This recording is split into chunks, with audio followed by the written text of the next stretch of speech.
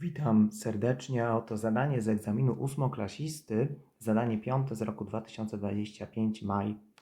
I mamy obwód pięciokąta przedstawiony takim wzorem i mam z tego obwodu wyznaczyć literkę A.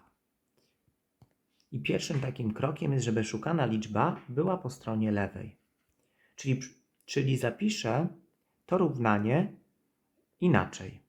Zapisałem tak, że ta część jest po stronie lewej, gdzie jest moja szukana, moje A, równa się L. To nie jest przenoszenie, to jest to samo. Obie to jest równoważne. Teraz przerzucam 2B oraz C na drugą stronę, tak, że chcę mieć A, tylko A po stronie lewej. Dlatego będzie 2A równa się L i przerzucamy minus 2B i minus C.